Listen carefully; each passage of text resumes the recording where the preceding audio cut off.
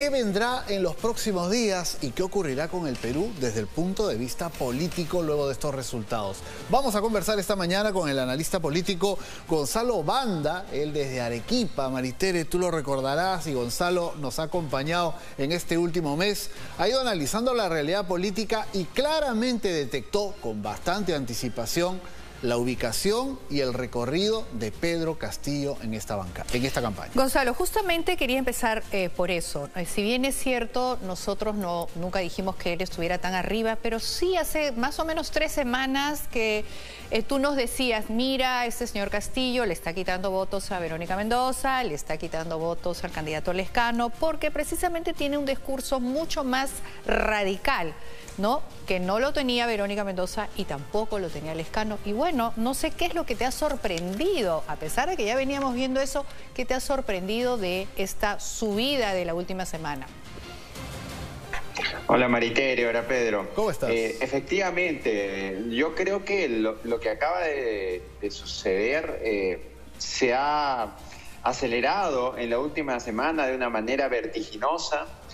Al momento de analizar ya ayer un poco cuál era el punto de inflexión de la candidatura de Castillo, yo me encontré con el suceso de la intervención que le hacen en Mazuco por no respetar el distanciamiento social con un grupo de sus simpatizantes hace más o menos un mes. Y desde ese momento, tanto sus partidarios como Vladimir Cerrón, que fue su operador político, iniciaron una lógica de la victimización que se fue propagando en las radios de la Sierra Central Altoandina y de la Sierra del Sur del Perú, y corrió rápidamente por Facebook y por los demás medios de comunicación, que especialmente en la Sierra son las radios. Entonces, en ese momento, sus partidarios y él creen que inicia un pequeño ascenso que lo hace pasar del pelotón de otros hacia el pelotón de aquellos candidatos que pueden tener una aspiración, 3.5, 4%. Y ya el resto se lo dieron, creo yo, esa falta de convicción política de sus rivales que corrían en ese lado de la izquierda peruana, ¿no? Y él no se ahorró en ningún momento ningún calificativo. Y yo creo que eso también responde a que muchos no vieron en esta campaña electoral una política territorial rural. Él ha utilizado una política territorial rural con un gran brazo logístico, como es esta facción del magisterio que lo apoya, estos ronderos que lo apoyan, y donde él hizo campaña, pocos candidatos llegaban, y eso creo que explica algo, por lo menos en este momento, de la crecida de Pedro Castillo. Ahora, Gonzalo, muchas personas se preguntarán en casa, ¿quién es este señor Pedro Castillo? Porque muchos lo han visto, por ejemplo, ayer, muy temprano, ordeñando a la vaquita, tomando el agua tomando la leche directamente luego de ordeñarla, ¿no es cierto? Hoy día lo ven alimentando sus gallinas con un discurso que para muchos es, digamos, extraño en el panorama político, pero Pedro Castillo es un político de larga data y de mucha experiencia. Cuéntanos, por favor, cuáles son esos antecedentes, qué ha hecho Pedro Castillo en estos años y qué huelga encabezó, por ejemplo, el año 2017. Sí, encabezó la huelga de esta facción del magisterio que puso en graves aprietos al gobierno, ¿no? Y que incluso en algún momento se pensó que tenía que retrocederse mucha de la reforma educativa por esta huelga.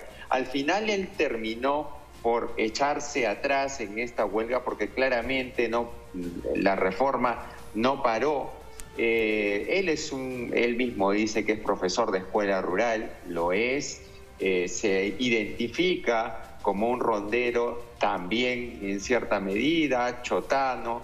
Entonces, claro que el personaje completo no es de un novato político. Es una persona que ha encabezado en el pasado protestas, en el pasado reivindicaciones. A mí me queda claro, por ejemplo, que en este asunto de hacer mítines, que claramente ningún otro candidato ha hecho en esta campaña, él no tenía miedo de ser detenido porque él ha aprendido a convivir en esos márgenes de la legalidad, ¿no? Entonces, cuando muchos candidatos tal vez imaginaron la imagen de siendo detenidos por hacer concentraciones, él no lo hizo, ¿no? Él en cierta medida ha convivido con esos riesgos toda su vida, ¿no? No estamos diciendo que por lo tanto fue algo bueno que lo haya hecho, pero en una campaña con tan pocas ideas políticas, el hecho que él haya hecho un desplazamiento territorial es muy interesante. La imagen y la parafernalia que lo acompaña, del sombrero, del caballo, si bien algunos podemos comenzar a dudar un poco de esa autenticidad, creo que de todos los candidatos que él ha conseguido esa cercanía con muchos de los pobladores de la Sierra Central y la Sierra Sureña, porque se ha manifestado como un candidato que lo tomas o lo dejas, auténtico molés, ¿sí? Puedes discrepar de lo que él es, pero en sí mismo no se ha ahorrado el discurso político para las entrevistas políticas, y eso es algo que en esta campaña carente de ideas parece ser que a una parte del electorado ha estado esperando. Claro, y en este momento, en esta primera vuelta, digamos, ese discurso bastante radical le ha funcionado muy bien. Es decir, él no tenía ningún desparpajo en decir cualquier cosa, aunque fuera impolíticamente correcta, porque eso le generaba los de Lima, nunca más. Hemos escuchado ayer a su candidata decir, bueno, la clase media, y hablar de que la gente que tiene privilegios no los va a tener más, etcétera, etcétera. Pero eso le ha funcionado en la primera vuelta. Tanto así, Gonzalo, que cuando conversábamos contigo hablamos de un sur bien al sur, pero luego cuando uno ve todas las ciudades, desde su natal Cajamarca, Huancavelica, Apurímac, el territorio en el que él había trabajado casi como una hormiguita, es mucho más amplio del que creo tú y yo y los tres acá teníamos mapeado cuando conversamos hace 3 semanas. Sí, claro, imaginamos que tal vez iba a medrarle muchos votos a Verónica Mendoza, imaginamos que le iba a medrar muchos votos a Johnny Lescano. En este impacto, creo que nadie imaginó que el profesor Pedro Castillo iba a colocarse en este lugar. Algunos dijeron la repetición del factor Goyo Santos del 2016. Claramente ha sextuplicado casi la votación del señor Goyo Santos en el 2016. Es un mejor candidato que Goyo Santos, evidentemente. A mí lo que no me termina de quedar claro es si en este ascenso al poder él va a tender a moderar su discurso, porque en las entrevistas que lo hemos visto en medios nacionales, él es el típico candidato que no le daba matiz a la respuesta. Muchas veces ustedes seguramente han entrevistado a infinidad de políticos, y los políticos frente a preguntas matizan, ¿no? Usted ha dicho que va a votar a todo el Tribunal Constitucional. Sí. Y no matizaba. No. Uno espera el matiz. ¿Está de acuerdo con el aborto? Sí. Y no, y ahí viene el matiz del político. Él no matiza. Entonces, esa posición le va a servir para ganar la segunda vuelta. Probablemente no. Pero ojo, que donde ha llegado el profesor Castillo lo ha hecho sin mucha asesoría política internacional, sin mucho marketing político, con una política territorial, ¿sí? Con una política de una suerte de guerra de guerrillas al llegar al territorio, ¿no? Y esperar que a veces lo desalojaran para luego desocuparlo, ¿no? Gonzalo, del campo a la ciudad. En esa línea, Gonzalo, lo que vienes comentando, claro, Pedro Castillo ha hecho muchas cosas que no hicieron otros candidatos y eso parece haber tenido un rédito. Pero quiero desarrollar un poco más lo que venías comentando. Pedro Castillo es un personaje, un candidato que se ha manejado en el extremo, que no matizaba en sus respuestas, que tenía una posición más dura, si se quiere, en diversos temas.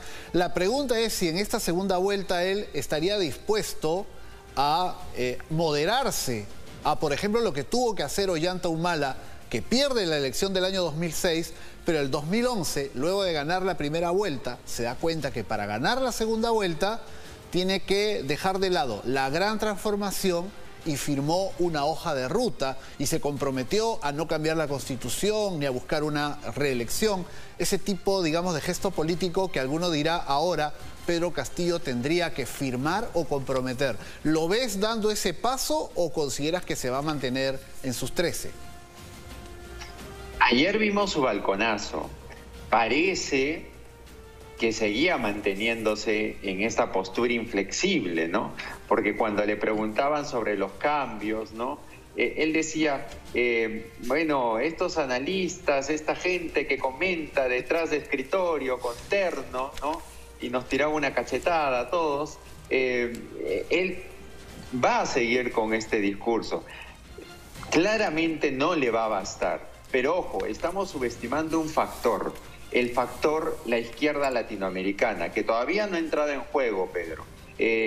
Castillo no ha recibido ninguna asesoría, Castillo no ha recibido el respaldo organizativo del proyecto de la izquierda latinoamericana. Ayer Evo Morales, en un tuit, más o menos que anunciaba su respaldo a esta candidatura. Y vamos a ver qué mecanismos se terminan de activar con un Pedro Castillo ya en este escenario, ¿no? No tiene en este momento un Luis Fabre, no tiene a consultores brasileños, claramente en este momento debe estar recibiendo muchas llamadas. No lo sé si vaya a mantenerse en esta postura tanto tiempo, porque una cosa es haber llegado a este momento y luego tener muy cerca el Palacio de Gobierno, ¿no? Esto cambia la mentalidad a veces de un político, ¿no? Habría que preguntarse si él quiere cambiar y está dispuesto a esa negociación para llegar a Palacio de Gobierno, o si solo le basta para él haber comunicado con rotundidad de su postura. Yo creo que va a haber algunos cambios, por lo menos si estratégicamente él quiere ganar. Estas bases que él ha construido no le van a bastar, ¿no? Porque incluso al Humala más moderado le alcanzaron con las justas.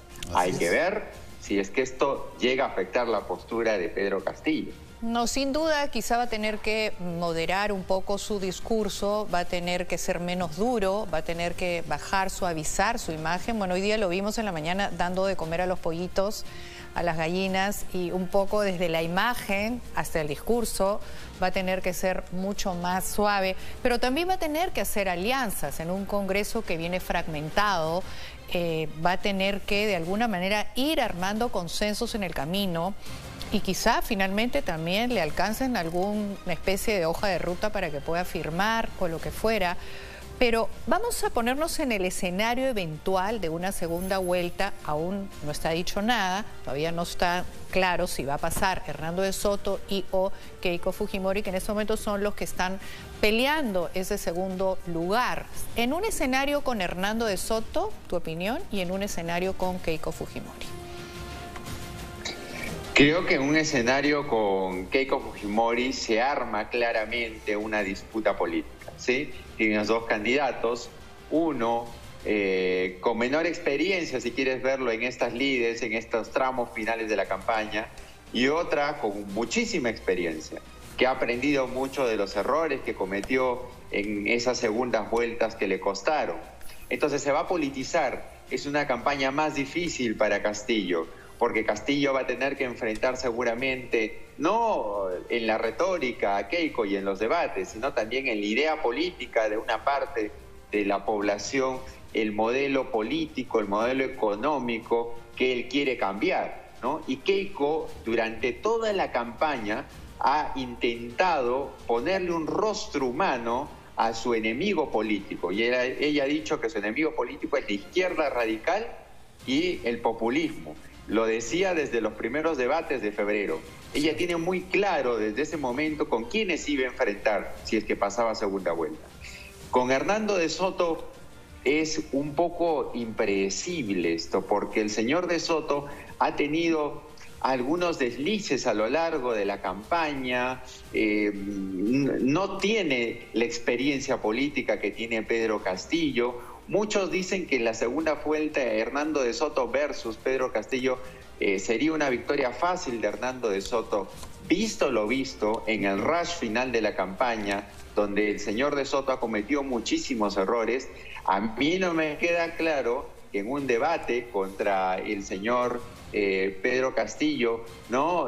Salga airoso, ¿no? Porque incluso en un debate más sencillo, como el que organizó el Jurado Nacional de Elecciones, se lo vio dubitativo, ¿no? Ahora, también hay que decir que el señor de Soto no ha hecho tantísimos méritos para estar en este lugar expectante, ¿no? Aceleró hacia el final de la campaña, pero en el camino la campaña no en ningún momento prendía, salvo en el último mes, ¿no? A diferencia de otros opositores como Mendoza, Lescano, Keiko, que hacían una campaña muy intensa. El señor de Soto solo la intensificó en el último mes de la campaña, ¿no?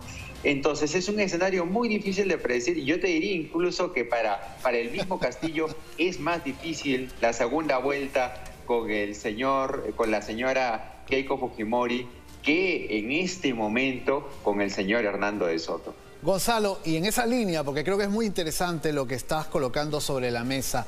Anoche escuchábamos a Keiko Fujimori con un mensaje claro. Ella quiere apuntalar y aspira a estar en esta segunda vuelta. A lo largo del día veremos si eso se confirma, como todo parece indicar, pero aún no podemos decir que sea definitivo. Ella aspira a estar en la segunda vuelta y tuvo un mensaje tendiéndole la mano a Hernando de Soto, evidentemente a sus votantes, siendo también mucho más expansiva hacia otros candidatos o modelos que respeten, digamos, las reglas del mercado, de la economía.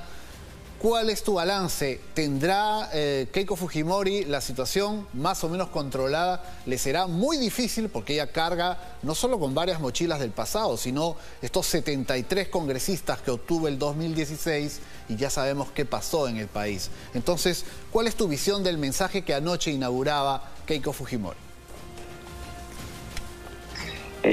Keiko Fujimori es la política resiliente, ¿no? Es la que ha aprendido a convivir en un escenario negativo, con muchos procesos judiciales, ¿no? Pero al mismo tiempo, en esta fortaleza que tiene Keiko Fujimori, ha desarrollado rápidamente un aparato comunicativo y un aparato de rápidamente ya comenzar a jugar la segunda vuelta. Desde el mensaje de ayer, ¿no? Donde se mostró una candidata segura, aplomada y hasta empática, ¿no? Donde comenzó a tender puentes. Keiko ya estaba jugando la segunda vuelta, ¿no? Y en esto Keiko pues le saca muchos cuerpos de diferencia a Hernando de Soto, ¿no? Ella entiende que en este escenario un día perdido es un día que te puede costar la elección, y ya no está dispuesta a perderla por este tipo de errores y de dislates. Rápidamente les dijo: señores, están para aquí, van a sumarse a mi campaña. Y yo creo que es muy probable que Keiko Fujimori reciba rápidamente, una vez que se han computado los resultados, las adhesiones de muchos de los candidatos de la derecha. A quien lo veo con muchos problemas para recibir las adhesiones de los candidatos de la izquierda es a Castillo. Entonces, porque toda la campaña Castillo ha sido, digamos, crítico con esa otra izquierda, y de maneras a veces crueles, ¿sí? Justas pero crueles. Y entonces creo que en ese sentido Keiko se adelanta, sabe muy bien cómo le va en estos escenarios, y sabe que en qué momento ella no debería descuidarse, ¿no? Ya seguramente la campaña con PPK le dejó lecciones de humildad y de trabajo territorial y partidario, que en esta campaña yo estoy seguro que Keiko Fujimori no va a desatender. Gonzalo, perdóname la interrupción también, Maritere. Veamos la imagen de anoche, allí mientras seguimos contigo. Veamos la imagen de anoche de Keiko Fujimori cuando da este discurso que comentábamos, en el cual aparece al lado de, ahí la vemos saliendo, está su esposo, está su hermana, su candidata a la segunda vicepresidenta. No está Luis Galarreta, que es una presencia política de aquellos tiempos complicados, pero estaba en los medios respondiendo un poco a entrevistas. y aparecen jóvenes, aparecen rostros nuevos. No está la vieja guardia fujimorista, por más que ella ha invocado al papá en todo este tramo de la campaña. No están esos rostros polémicos que la acompañaron en esta bancada mayoritaria en el Congreso que propició, que fue parte de esta grave crisis que aquejó al país frente a Pedro Pablo Kuczynski. Entonces, ¿qué nos dicen estas imágenes? Creo que tú lo estabas desarrollando. Sí, nos dicen que una cosa es haber ganado esta primera vuelta, ¿no? Donde había que reforzar al votante mítico de Alberto Fujimori, y otra cosa es ganar la segunda vuelta. Rápidamente el giro comunicacional se ha dado, Pedro, ¿no? Juventud, sin cuadros que reivindicaran ese pasado del cual ella no quiere en este momento seguro que se comience a recordar. Y claro, ya aparece la Keiko ayornada, ¿no? La Keiko que quiere, que entre en forma y que va a estar dispuesta a competir por llegar a la presidencia de la República, ¿no? Va a haber un giro en la comunicación, va a haberlo. Va a haber un giro en el estilo, va a haberlo. Pero es que ella ya ha estado en estos linderos, entonces que no nos sorprenda eso, ¿no? En una campaña con porcentajes tan bajos, Keiko Fujimori apostó por sobrevivir con el legado de su padre. En una segunda vuelta, el estilo de comunicación, el mensaje va a ser totalmente distinto. Vas a ver un acercamiento hacia el votante joven, vas a ver un acercamiento seguramente a los sectores más moderados del fujimorismo, como lo hizo ya en el pasado para tratar de ganar, pero esto lo vas a ver todos los días desde ahora hasta la segunda vuelta. Muy bien, muchísimas gracias, Gonzalo, y sin duda quienes estamos en el medio, bueno, somos los que vivimos en este país, la gente más necesitada, la gente que en este momento no tiene oxígeno, no hay camas UCI, es decir, la gente que ya necesita confiar, que está cansada de estas posiciones extremistas, de estas pugnas constantes, ¿no? De un Congreso tan dividido, tan fragmentado. Entonces, si es que vamos a ir a esta segunda vuelta, uno se pregunta, ¿podrán ponerse de acuerdo en una agenda mínimamente? Pareciera que no por el momento, entonces nos toca esperar con mucha paciencia, pero sin duda con mucha esperanza también. Muchas gracias, Gonzalo. Muchas gracias, Gonzalo. Gracias, Maritere, gracias, Pedro. Nos vemos. Desde Arequipa. Muchas gracias, Gonzalo. Siempre ayudándonos a entender el momento político. Muy acertado, debo decirlo, Sí. de mucha gente con la que conversamos, Gonzalo siempre lo encuentro más acertado. Da mucho que hablar. Hay mucho movimiento en las redes porque realmente es un analista muy centrado y muy lector de la situación. Y estar en el sur, vivir en Arequipa también le da una Tiene perspectiva otra especial. lectura, ¿no? Que Eso. complementa mucho la lectura que de repente podemos tener desde acá, desde Lima. Muy bien, nos vamos ahora con Lourdes Tupac Yupanqui.